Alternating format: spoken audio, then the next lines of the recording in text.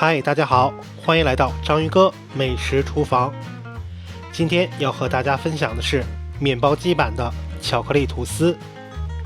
很多小伙伴常常困扰于面包机做出来的面包口感欠佳，不少人反映自己做的面包口感像馒头一样。那章鱼哥希望通过今天的分享，改变大家对面包机的看法。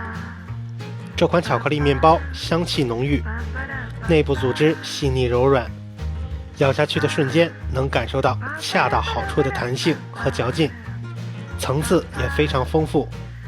无论作为早餐开启美好的一天，还是下午茶搭配一杯香浓的咖啡，这款巧克力吐司都能带给你不错的享受。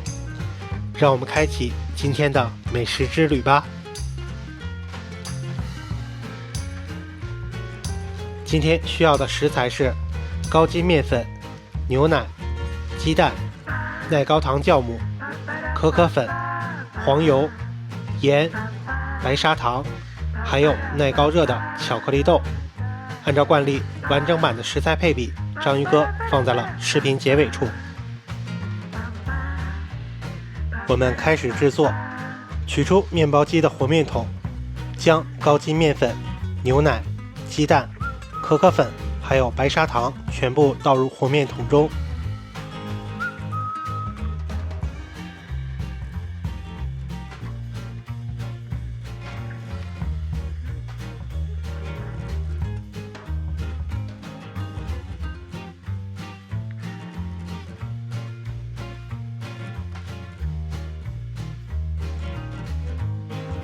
这些原料全部都投放好之后，我们将耐高热的巧克力豆放在面包机的坚果盒内，再将酵母放在面包机的投放酵母盒内。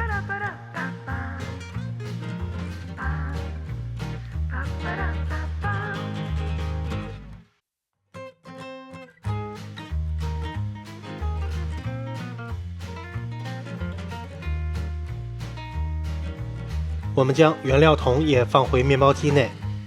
今天章鱼哥选择的是东菱的面包机，我们可以直接在菜单功能里选择8号坚果面包制作，这样的话可以一键制作。如果我们的面包机没有这个功能的话，那我们就从和面搅拌开始，时间设置10分钟。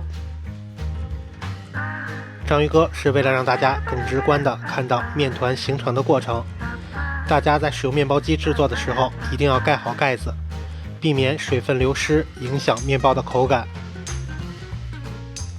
第一次的和面搅拌功能完成之后，我们就加入盐和黄油，然后等待第二次的和面搅拌。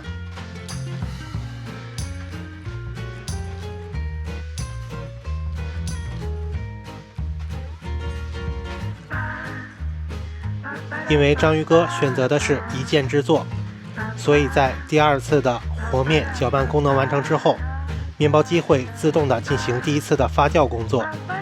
等第一次发酵完成之后，我们将面团取出，放置案板，擀至宽度为15厘米左右的牛舌状。经过第一次的发酵，面团基本不会出现粘手的情况。如果面团比较粘手的话，那我们可以在案板上撒上少量的干粉，然后我们使用分割刀在面团的下方1/3处分割成2厘米左右宽度的竖条。如果你担心后续不好卷起来的话，我们也可以不用切断。把面皮从上向下卷起，连接处朝下，我们再放回面包桶内。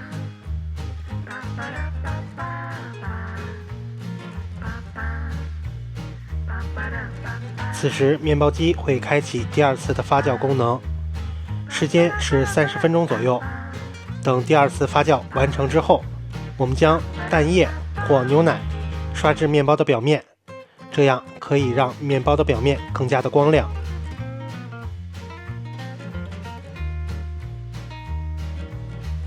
刷好之后，我们盖好盖子，等待面包机进行第三次发酵。第三次发酵完成之后，面包的体积大概会占据面包桶的2/3处，大概就是这个样子。然后我们等待烘烤就可以了。烘烤完成之后，我们就将面包桶取出，香喷喷的巧克力吐司面包就出炉了。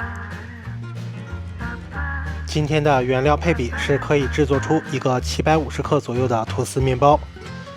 我们把它切开来看一下里面的组织如何。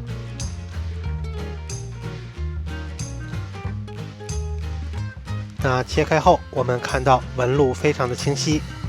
我们捏一下，内部的组织也非常的柔软。